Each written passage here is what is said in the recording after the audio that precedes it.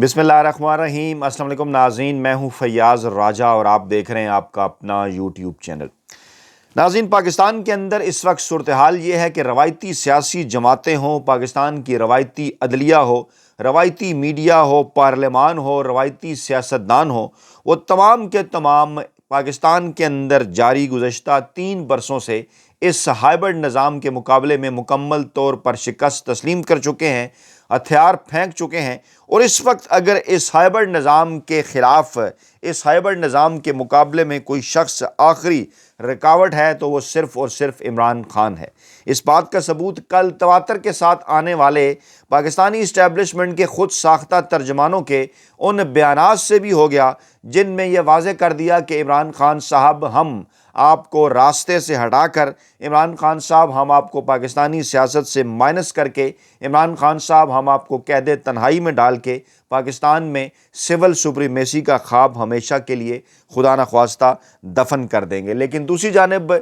दावा है इस बात का कि यहाँ तक पहुँचा कर पाकिस्तानी अवाम के सामने तमाम तर असल सूरत हाल ला कर और पाकिस्तान के अंदर वो हलके जो हमेशा से पाकिस्तान के तमाम तर मामलात के मामे और चाचे बना करते थे, उनका असल चेहरा पाकिस्तानी अवाम के सामने लाकर उनके चेहरों से नकाब उतार इमरान खान साहब ने लंदन प्लान 2 उड़ा कर रख दिया है। सूरत हाल इस वक्त ये है कि कल इस्लामाबाद के अंदर उलमा मुशाइख कॉन्फ्रेंस होती है और उससे पहले मीडिया हो, ब्यूरोक्रेसी हो, अदलिया हो, पार्लियामान हो, रवायती सियासी जमातें हों, वो एक एक करके हथियार डाल चुके होते हैं और उसके बाद फिर आखिरी हरबे के तौर पर उलमा मुशाइख को भी इस्तेमाल किया जाता है और उन्हें यह कहा जाता है कि आप इमरान खान साहब और पाकिस्तान तहरीक इंसाफ के ख़िलाफ़ सोशल मीडिया पर कंपेन शुरू करें, इसके साथ साथ मसाजिद के अंदर कंपेन शुरू करें, इसके साथ साथ जब आपका आवाम के साथ राब्ता होता है वहाँ पर कंपेन शुरू करें। और फिर उसका आगाज़ बाकायदा तौर पर सोशल मीडिया के ऊपर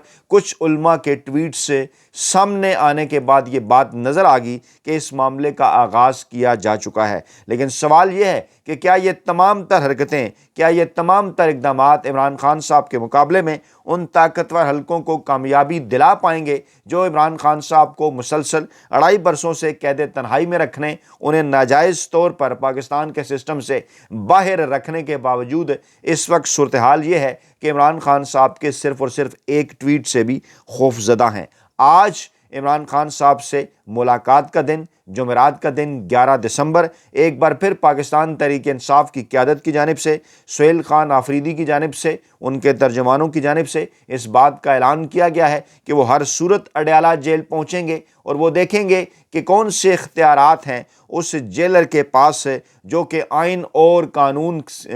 के तहत जो है वो अदालतों से आने वाले फ़ैसलों की रोशनी के बावजूद उनकी इमरान खान साहब से मुलाकात नहीं करवा रहा। आज इस हवाले से कहा जा रहा है कि जनाब एक अहम तरीन फ़ैसला हो या फिर मुस्तकबिल के हवाले से अहम तरीन ऐलान हो, वो पाकिस्तान तहरीक इंसाफ की क़यादत की जानिब से सामने आएगा। दूसरी जानिब इस वक्त सूरत हाल ये है कि वो तर्जुमान पाकिस्तानी मीडिया के अंदर, पाकिस्तानी इस्टेब्लिशमेंट के खुद साख्ता और गैर सरकारी तर्जुमान, जिन्हें इमरान खान साहब के दौर के अंदर तो इंसानी हकूक़ की खिलाफ वर्जियाँ नज़र आया करती थी, इस वक्त सूरत हाल ये है कि वो जो कहते हैं ना कि जिनकी आँखों के अंदर शर्म पर्दा सब कुछ ख़त्म हो चुका। मैं जिक्र कर रहा हूँ मौसूफ तलत हुसैन साहब का,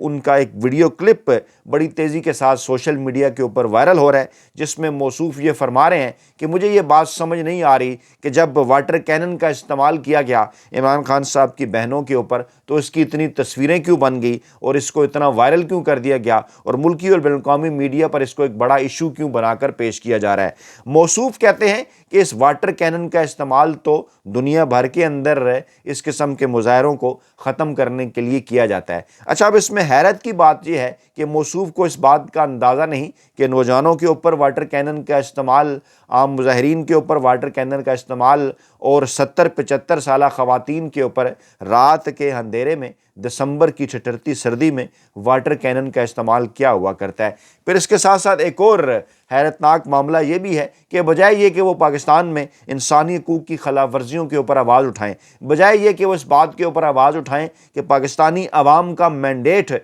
8 फरवरी 2024 کی رات چوری کر لیا گیا۔ بجائے اس کے کہ وہ اس بات کے اوپر آواز اٹھائیں کہ پاکستانی عدالتوں کو مکمل دیوار کے ساتھ لگا دیا گیا، ان کو جرنیلوں کی لونڈی بنا دیا گیا، بجائے اس کے کہ وہ اس بات کے اوپر آواز اٹھائیں کہ پاکستان کے اندر جعلی پارلیمان کو اب اس قابل بھی نہیں چھوڑا گیا کہ وہاں پر جا کر کم از کم ڈائلاگ کی حد تک کوئی سویلین بالادستی کے لیے بات ہی کی جا سکے، تمام کی تمام ان جیسے کرداروں کی جو توپیں ہیں ان کا رخ اس وقت صرف اور صرف عمران خان صاحب کی جانب ہے۔ دوسری جانب موصوف انصار عباسی صاحب کی جانب سے پے در پہ اس قسم کے پیغامات اور خبریں پاکستان تحریک انصاف اور عمران خان صاحب کی قیادت کو پہنچائی جا رہی ہیں، جس سے یہ بات بڑی واضح ہو جاتی ہے کہ جناب عمران خان صاحب کو آخری رکاوٹ سمجھتے ہوئے اب وہ آخری حربہ استعمال کرنے کا فیصلہ کر لیا گیا ہے۔ ایک ترتیب ہمیں نظر آتی ہے کہ پہلے جناب عمران خان صاحب کو پہلے اقتدار سے نکالا گیا، انہیں اقتدار سے بے دخل کیا گیا۔ اس کے پیچھے ڈیفینیٹلی جہاں پاکستان کا روایتی سیاسی مافیا تھا، جہاں پاکستان کے اندر وہ حلقے تھے جو ہمیشہ سے حکومتیں بنانے گرانے میں کردار ادا کرتے رہے، جہاں اس کے پیچھے عالمی اسٹیبلشمنٹ تھی، نظر آ رہا تھا کہ عمران خان صاحب اس سسٹم کے اندر فٹ ان اس لیے نہیں ہے کیونکہ وہ پاکستان کی آزاد خارجہ پالیسی کے حوالے سے بات کر رہے ہیں، وہ ایک آزادانہ فیصلے لینے کے حوالے سے بات کر رہے ہیں، اور اس کے بعد پھر 8 فروری 2024 کے الیکشن کے اندر عمران خان صاحب کا مینڈیٹ چھین کر رات کے اندھیرے میں چوروں کو اس ملک کے اوپر مسلط کیا جاتا ہے۔ اس کے بعد معاملات آگے بڑھائے جاتے ہیں، کس طرح سے مخصوص نشستیں بھی پاکستان تحریک انصاف سے چھین لی جاتی ہیں۔ اس کے بعد پھر جناب ایک ایک کر کے ان کے تمام تر ارکان اسمبلی کو نااہل قرار دینے کا سلسلہ شروع ہوتا ہے۔ پھر اس کے بطن سے جناب پہلے انہیں جو ہے وہ 2/3 اکثریت دلوائی جاتی ہے، 26ویں غیر آئینی ترمیم سامنے لائی جاتی ہے۔ اس کے بعد پھر لندن پلان کے اوپر عمل کرتے ہوئے تمام تر وہ عہدے جو ہیں جہاں سے اس بات کی گنجائش نکل سکتی تھی کہ مستقبل کے اندر جا کر کہیں عمران خان صاحب کا مینڈیٹ واپس نہ ہو جائے، آئین اور قانون کے تحت ایک ایک کر کے وہاں پر تبدیلیاں کی جاتی ہیں۔ عدلیہ کا جو حشر کیا جاتا ہے وہ آپ کے سامنے ہے، منصور علی شاہ صاحب کا راستہ روکا جاتا ہے، یہاں تک کہ 26ویں آئینی ترمیم میں راستہ روکا، 27ویں آئینی ترمیم کے بعد انہیں استعفیٰ دینے کے اوپر مجبور کر دیا جاتا ہے۔ اس کے بعد پھر جناب علی ملک کے دیگر اداروں کے اوپر قبضہ کیا جاتا ہے۔ سرکاری ملازمین جو کہ آئین اور قانون کے تحت جن کی مدت ملازمت 3 برس ہے وہ جناب بڑھا کر 5 برس کی جاتی ہے۔ اس کے بعد یہاں پر بھی سکون نہیں ملتا تو اس کے بعد تاحیات عہدے کریٹ کیے جاتے ہیں، تاحیات ایکسٹینشنز دے دی جاتی ہیں۔ اس کے بعد کچھ نئے عہدے کریٹ کر کے فورسز کا انتظام ایک ہی ذات کے اندر جمع کر دیا جاتا ہے۔ اور میں نے کل کسی جگہ پر یہ لکھا، آپ کے بھی گوش گزار کر دوں کہ پاکستان میں گزشتہ تقریباً 70 برسوں سے 1955 سے لے کے 2025 تک 2 خوف دکھا کر پاکستان کی 25 کروڑ عوام کے اوپر حکومت کی جا رہی ہے۔ وہ 2 خوف کیا ہیں؟ وہ 2 خوف ہیں، ایک افغانستان اور ایک بھارت۔ نہایت ہی طریقے کے ساتھ 50 کی دہائی کے اندر جب پاکستان کو ایک سیکیورٹی سٹیٹ بنا دیا گیا، کہا گیا کہ جناب ایک طرف مشرقی بارڈر سے خطرہ ہے بھارت کی جانب سے، ایک طرف مغربی بارڈر کی جانب سے خطرہ ہے افغانستان کی جانب سے، اور اس دوران جب معاملات کو بہتر کرنے کے لیے کوششیں ہوئیں یا معاملات حل ہونے کے نزدیک آئے تو معاملات کو اس طرح سے خراب کر دیا گیا کہ ایک بار پھر افغانستان اور بھارت کو پاکستان کے لیے ایک بہت بڑی تھریٹ بنا کر پیش کر دیا جائے، اور اس کے بدلے میں یہ کہا جائے کہ ہم جناب اگر غیر آئینی غیر قانونی اقدامات نہیں کریں گے، اگر ہم سیاسی معاملات کے اندر مداخلت نہیں کریں گے، اگر ہم سویلین حکومتوں کو چلنے دیں گے تو پھر کیا ہوگا؟ پھر جناب بھارت اور افغانستان آ جائیں گے، ہم آپ کو بھارت اور افغانستان سے بچانے کے لیے یہ سب کچھ کر رہے ہیں۔ اس قسم کی صورتحال اس وقت بھی پاکستان کو درپیش ہے، چاہے آپ تازہ ترین تقاریر دیکھ لیں، چاہے آپ حکومتی وزراء کے بیانات دیکھ لیں، ایک ہی جانب اشارہ کرتے ہیں۔ اور انصار عباسی صاحب کہتے ہیں کہ جناب پاکستان تحریک انصاف کو اس بات کا پیغام دیا گیا ہے کہ فوج مخالف مہم بالکل برداشت نہیں کی جائے گی۔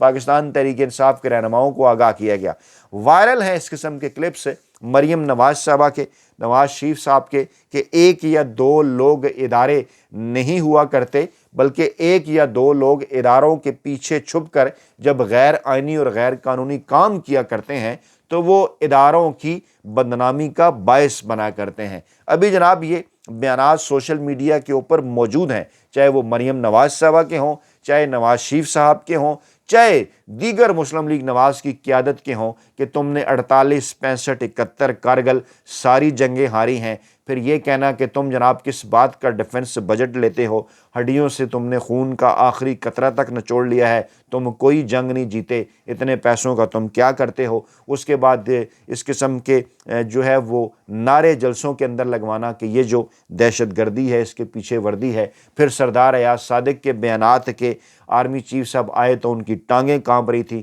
اس قسم کے بیانات ماضی کا حصہ ہیں، ریکارڈ کے اندر موجود ہیں، اور تاریخ یہ ثابت کرتی ہے کہ شاید کسی اور سیاسی جماعت کی جانب سے اتنا گھٹیا یا غلیظ پروپیگنڈا پاکستان کی عدلیہ یا فوج کے خلاف کبھی بھی نہیں کیا گیا جتنا نواز لیگ کی جانب سے کیا جاتا رہا۔ اچھا، پھر ہم پیپلز پارٹی کے متعلق بھی آپ کو بتا دیں کہ اگر آپ ذرا جا کے نیشنل آرکائیو میں 70 کی دہائی کے اخبارات کا جائزہ لیں، خاص طور پر 77 اور 78 سالوں کا، جو 1977 یا 1978 کا، تو بڑی چیزیں کھل کر واضح ہو کر سامنے آ جائیں گی کہ کس طرح سے پیپلز پارٹی کے مسلح کارکنوں نے اس وقت نہ صرف اداروں کے اوپر، سرکاری املاک کے اوپر حملے کیے، ان کے خلاف گھٹیا غلیظ پروپیگنڈا کیا، بلکہ یہاں تک ہوا کہ مسلح کارکنوں کی فائرنگ سے، پیپلز پارٹی کے مسلح کارکنوں کی فائرنگ سے ایک فوجی جوان قتل بھی ہوا، 2 زخمی بھی ہوئے، اسی طرح سے سرکاری املاک، سرکاری بسیں بھی جلائی گئیں، یہ سب کچھ ہوتا رہا۔ پھر خیر الذوالفقار کی تو ایک پوری تاریخ ہے، کہا تو یہ جاتا ہے کہ محترمہ نے یا پیپلز پارٹی نے اس کی بیکنگ نہیں کی تھی، یا اس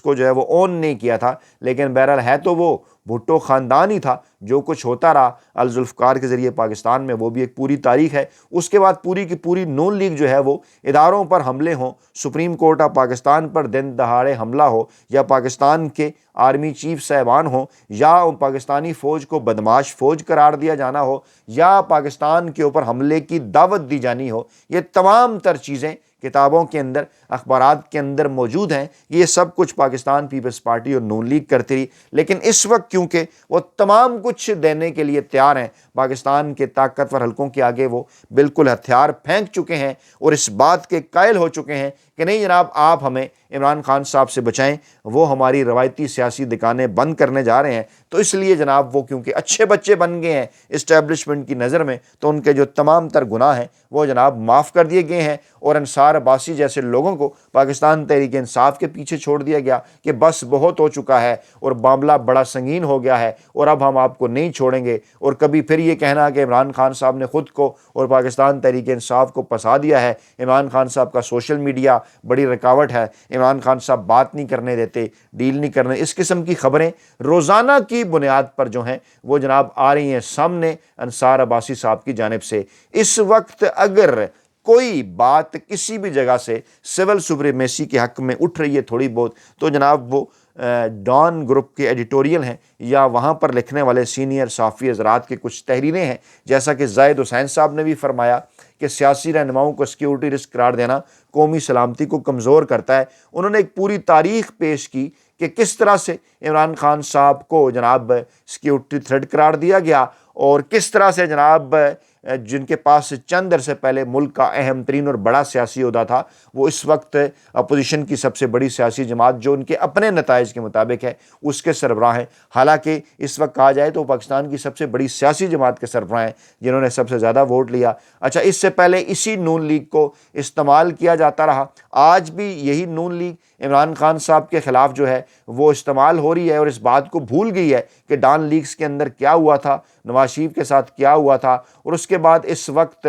جو ہے وہ الزام لگاتی رہی عمران خان صاحب کے اوپر 2018 میں کہ وہ اسٹیبلشمنٹ کی مدد سے اقتدار میں آئے۔ آج وہ نواز شریف جنہیں دوبارہ سیاسی طور پر قابل قبول سمجھا جا رہا ہے، ان کی جماعت عمران خان صاحب پر اس قسم کے الزامات دہرا رہی ہے۔ اس سے پہلے جب آصف علی زرداری صاحب کے ساتھ ان کی پہلی صدارتی مدت میں میمو گیٹ کے نام پر جو کچھ ہوا، اس وقت بھی اس مہم کے پیچھے نون لیگ ہی تھی، اور وہی اس وقت سویلین حکومتوں کو کمزور کر رہی تھی۔ ذرا مزید پیچھے چلے جائیں، 1988 کے انتخابات جیتنے کے باوجود بے نظیر بھٹو کو بھی جب ناگواری کے ساتھ اقتدار منتقل کیا دیا گیا، ان کی حکومت گرانے کی سازشیں پہلے دن ہی سے شروع ہو گئیں، تو اس وقت بھی ان کے خلاف اس گھٹیا اور بے بنیاد مہم کے پیچھے صرف اور صرف نواز لیگ تھی۔ یعنی نون لیگ ہو، نواز شریف صاحب ہو، ان کی پوری ایک تاریخ ہے کہ یہ کس طرح سے پاکستان میں سول سپریمیسی کو نقصان پہنچاتے رہے۔ اس وقت بھی ان کی کوشش یہی ہے کہ پاکستان تحریک انصاف کو، پاکستانی افواج کو آمنے سامنے لا کر، شاید وہ یہ چاہتے ہیں کہ اپنے یہ جو دو حریف ہیں ان کا جناب ہمیشہ کے لیے ان کو کمزور کر دیں۔ پاکستان تحریک انصاف کو پنجاب کے اندر وہ کمزور کرنا چاہتے ہیں اور پاکستانی عوام سے پاکستانی افواج کو دور کرنا چاہتے ہیں۔ بدلے میں ان کا ایجنڈا کیا ہے، اس بات کا اس وقت پوری پاکستانی قوم کو اندازہ ہو چکا ہے۔ تو جناب یہ تھیں آج کی بڑی اپڈیٹس، اپنا بہت خیال رکھے گا، دعاؤں میں یاد رکھے گا، نئی ویڈیو کے ساتھ جلد حاضر ہوں گے۔ اللہ نے کے بعد